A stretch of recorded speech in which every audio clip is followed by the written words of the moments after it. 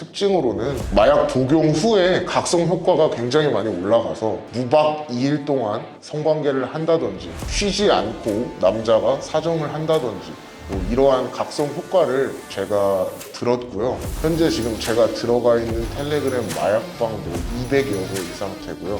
지금도 저희 팀원들이 실시간으로 모니터링을 진행을 하고 있고요. 제가 본 마약 사범의 특징으로는 눈에 힘이 좀 풀려 있고 실제로 보고 제가 직접 제 손으로 잡는 상황도 있었습니다. 여태까지 마약 사범 잡은 횟수는 약 한 30회 정도 되는 것 같아요. 제보 내용과 상황에 따라 좀 다르긴 한데요. 2인 이상 잡혔을 때도 있고 마약 운송책 같은 경우에는 5명, 6명 이상 검거되는 경우도 있습니다. 연령층은 다양한데요. 보통 30대, 40대인 경우가 많은 것 같아요. 태국 국적을 가진 분들이 많습니다. 베트남이나. 마약의 종류가 여러 가지 있지만 뭐 대표적으로 필로폰, 잘 알고 계시는 필로폰인 종류가 있고요. 요즘 신종 마약이 굉장히 많습니다. 대마초를 농축해서 액상 형태로 만든 액상 대마라는 게 있고요. 그냥 저희가 흔히 알고 있는 흡입할 수도 있고 흡연할 수도 있는 대마초의 종류, 그다음에 신종 케타민이라고 불리는 캔디 엑스터시라는 종류도 있습니다. 마약 복용 방법은 굉장히 많습니다. 주사를 찔러 넣는 방법, 흡입을 하는 방법, 물에 태워서 흡입을 하는 방법, 아니면 섭취하는 방법, 되게 여러 가지가 있습니다. 제가 본 마약 사범의 특징으로는 눈에 힘이 좀 풀려 있고 횡설수설을 한다든지 좀 영혼이 없다든지 이상한 발작 증세를 한다든지 대표적인 예로는 그렇게 있겠네요. 힘이 굉장히 세지고 식욕이 왕성하게 돋고 각성 효과가 굉장해서 조그만한 자극에도 많은 쾌락과 흥분을 느낀다고 합니다. 저희가 검거한 마약 사범은 현장에서 현물이 발견되지 않은 경우에는 바로 간이 시약 검사라고 소변을 채취를 해서 검사를 하는 방법이 있습니다.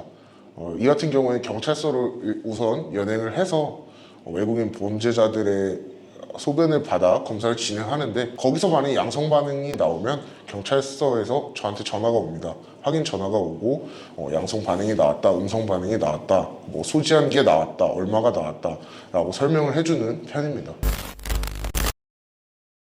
흔히 텔레그램에서 많이 거래가 되고요. 외국인 같은 경우에는 페이스북이나 라인 같은 데서도 거래가 많이 돼서 저희가 그쪽 경로로 많이 추적을 해서 검거하는 편입니다. 현행법상 경찰관은 함정 수사를 할 수가 없습니다.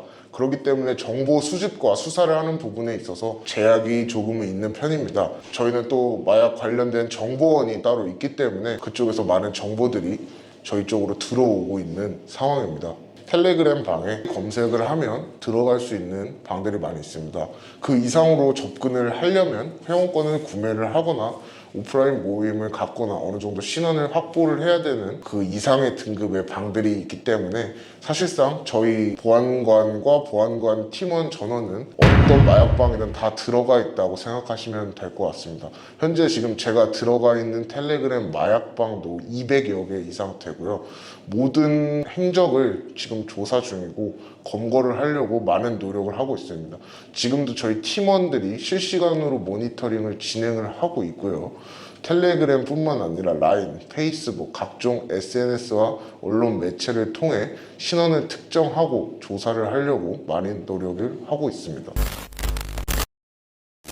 일반인들은 잘 모르는 마약 텔레그램 유통하는 방에 들어가게 되면 굉장히 많은 마약 사범들이 있는데 특징으로는 마약 복용 후에 각성 효과가 굉장히 많이 올라가서 무박 2일 동안 성관계를 한다든지 쉬지 않고 남자가 사정을 한다든지 뭐 이러한 각성 효과를 제가 들었고요. 텔레그램 상에서 유사 성행위를 하는 경우도 있고 영상을 통해서 이상한 짓을 많이 하는 사람들도 많습니다. 후기로는 마약을 한 사람은 자동차 핸들을 뽑고 후진으로 300km로 달리는 듯한 기분이 든다고 합니다. 그리고 제가 알아본 바 마약 사범들은 마약에 많이 중독되어 있는 사람들입니다. 마약에서 헤어나오지 못하는 사람들이고 마약을 하기 위해서 돈을 벌고 마약을 하기 위해서 밥을 먹고 마약을 하기 위해서 마약 운반을 해서 돈을 벌고 있는 상황입니다. 저는 마약의 맞자도 몰랐던 사람이고요. 사실 이 외국인 범죄 관련해서 콘텐츠를 제작하면서 이 마약에 대해서도 관심을 갖게 되어서 현직에 있는 마약 사범들과 많이 접촉을 하여 저도 공부를 많이 했었습니다. 많은 공부를 통해 얻어낸 지식들이 많습니다. 현재 마약 거래는 텔레그램에서 왕성히 거래가 이루어지고 있습니다. 사실 지금 경찰, 검찰 수사 기법으로 텔레그램은 추적이 어려운 상황입니다.